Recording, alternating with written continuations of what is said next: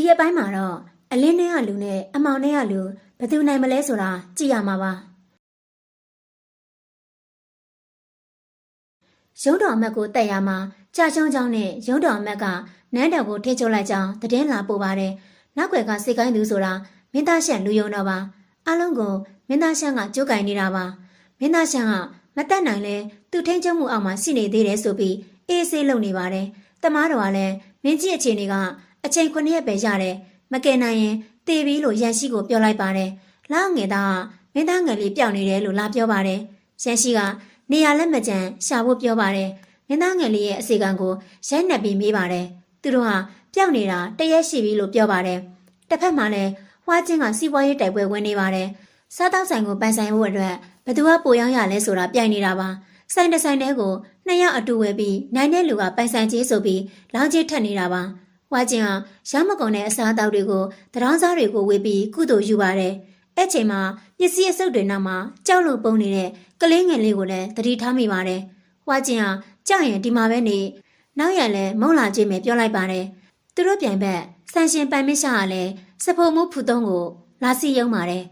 စဖို့မှုကစိတ်မဝင်စားပဲတရောင်းစားတွေကိုမုံဝေဖို့ပဲလုပ်နေပါတယ်အဲ့ချိန်ဒီလက်မလျှော်ပဲနောက်ကလိုက်နေပါတယ်မုံဝေနေတော့မင်းသားလေးကိုလိုက်ရှာနေတဲ့လူသက်သမားတစုကတရောင်းစားငယ်လေးတွေကိုဖမ်းခေါ်နေပါတယ်မင်းသားငယ်လေးကသူ့ကိုလိုက်ရှာမှန်းပြီးတော့ထက်ပြေးပါတယ်ဖူသုံးကကလေးတွေလိုက်ဖမ်းနေတဲ့အကြောင်းဝါကျင်ကိုပြောပါတယ်ဝါကျင်ကလည်းရှန်ရှိကိုတဆင့်ပြန်ပြောပါတယ်ရှန်ရှိကမင်းသားငယ်လေးမတည်သေးဘူးဆိုတာသိသွားပါတယ်သူ့ကိုလိုက်ရှာဖို့လောက်ငယ်သားတွေကိုပြောလိုက်ပါတယ်မင်းသားငယ်လေးကဝါကျင်လဲထဲမှာပုံနေတာပါဝါကျင်လည်းတနာတာနဲ့အိမ်ကိုခွန်လာပါတယ်ဘသူပဲဝါဆိုတာဝါကျင်လည်းမသိပါဘူးမင်းသားလေးကသူမြင်ခဲ့တဲ့အရာတွေကိုဘသူမှမပြောပါဘူး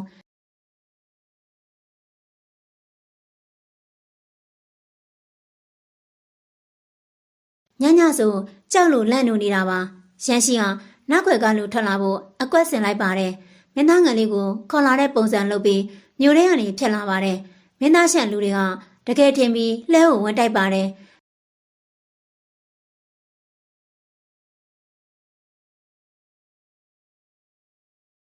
ထက်ပြေးတဲ့လူနောက်လိုက်ရင်နောက်ွယ်ကမင်းသားရှန်ဆိုတာသိသွားပါတယ်ရှန်ရှိလဲတက်တည်ခိုင်ခိုင်မာမာမရှိတော့စောင့်လိုက်ပါတယ်မင်းသားရှန်ကသူ့လူတွေထက်ပြီးကြာရှုံးလို့စိတ်တူနေပါတယ်မင်းသားရှန်ကနန်းတော်ကိုတိမ့်ဖို့သွားပါတယ်နန်းတော်သွားတဲ့လမ်းမှာမင်းသားငယ်လေးဝါရင်မှာရောက်နေတယ်ဆိုတဲ့သတင်းရသွားပါတယ်လောက်ငယ်သားတွေကိုဝါရင်ကိုသွားပြီးရှာခိုင်းပါတယ်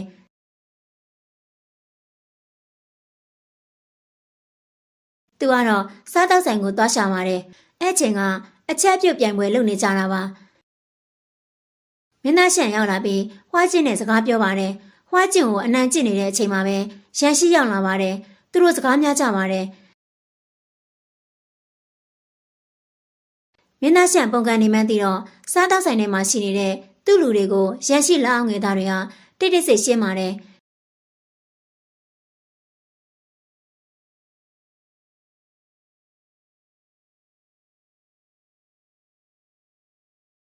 ရှင်းပြီးမှရန်ရှိစီရောက်လာတာပါ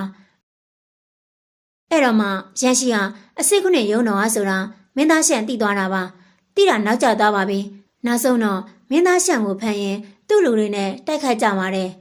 နောက်ပိုင်းမှာတော့ရန်ရှိကမင်းကြီးကိုကယ်နိုင်မှမလားဆိုတာကြည့်ရှုရမှာပါ